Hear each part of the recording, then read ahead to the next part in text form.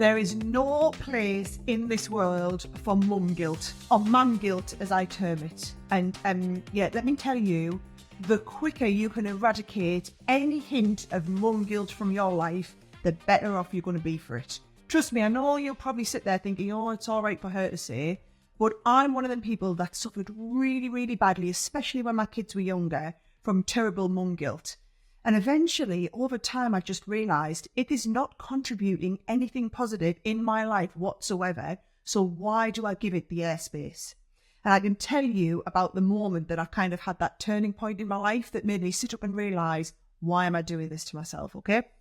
So remember, if I look back way before the pandemic, back then I used to fly out to America every 3 or 4 weeks, which I know seems crazy if I look back now, but I used to fly out there.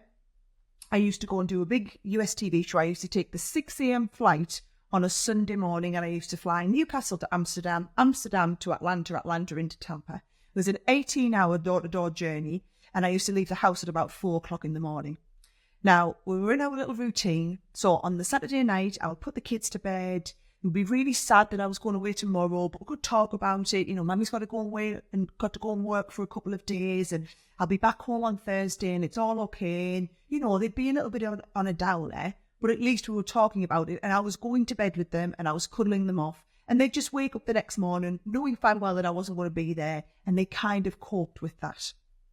And I remember this one time, Delta introduced a direct flight from Amsterdam to Tampa, which meant that instead of getting the 6 o'clock hopper from Newcastle, I had to get the 9:30 hopper, which meant I didn't leave the house till 7 o'clock on the Sunday morning, and the kids were up.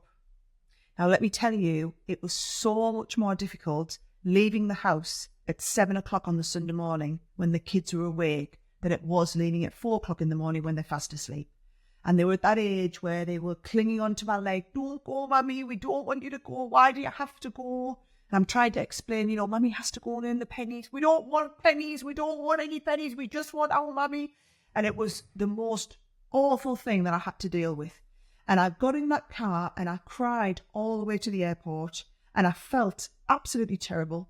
And I remember getting on the plane and feeling so sorry for myself. I was wallowing in self-pity. I was FaceTiming them when I got to Amsterdam. I was sitting looking through photos of the kids. Now, here's the bit I didn't tell you. I used to do this trip once a month. And I know that I used to fly out there to do a big TV show on the big shopping channel I work with out there. And to go and do the big TV show was around about 10 hours of prep time for me. And what I used to do is I used to do that prep while I was on the aeroplane. So instead of taking any more of my time when I should have been with the family, I had to do all my prep work on the aeroplane because it was an 18-hour journey. I had the time. And of course, this one day, I got on the plane. I felt so sorry for myself. The last thing I wanted to do was get my laptop and my notebook out and start doing all of my prep work. So actually, I got on the long-haul flight, still feeling sorry for myself, still really upset. I ended up sitting watching a couple of rom-com movies to try and cheer myself, looking through pictures of the kids. And what happened was I ended up landing in Tampa that night and getting to the hotel at like 7, 8 o'clock on the evening, having not done my prep work for the TV show, which meant that I had to stay up until the early hours of the morning when I was already exhausted and jet-lagged doing my prep work, which meant that at 10 hours, I tried to condense it into 3 or 4 hours, and consequently, I didn't do a very good job of it. Knock-on effect of that means I didn't do a very good job of my job the next day. You know, I presented the TV shows, but I know that wasn't the best I could have done because I wasn't as thoroughly prepared. I'm one of them people that I like to have prepared for every eventuality, and I know to do a brilliant job in that moment, it's all about the hours and hours of preparation. So consequently, I went on air, and in my eyes, didn't do a good enough job of being on air. So what happened? Felt rubbish about myself, because now I was telling myself I was a terrible man who was going and leaving these poor kids at home. And now I was a terrible businesswoman who was letting my company down, letting my staff down because I hadn't done a very good job of my job. So I got on the airplane to come home, felt like utter rubbish. And I remember getting back home and landing back on the Thursday and just feeling like my life was a complete and utter failure because I was failing as a mother, failing as a businesswoman. It was all a disaster, right?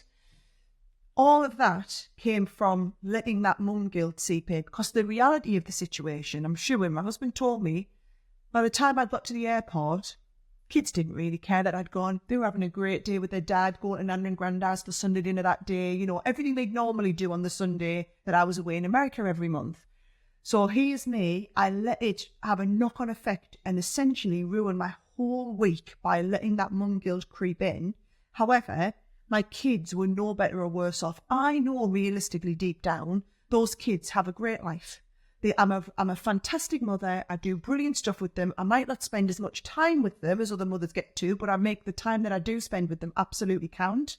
And at the same time, I know I'm a great business person. Again, I try and have a balance between the business and being a mum, but I know that I do both well.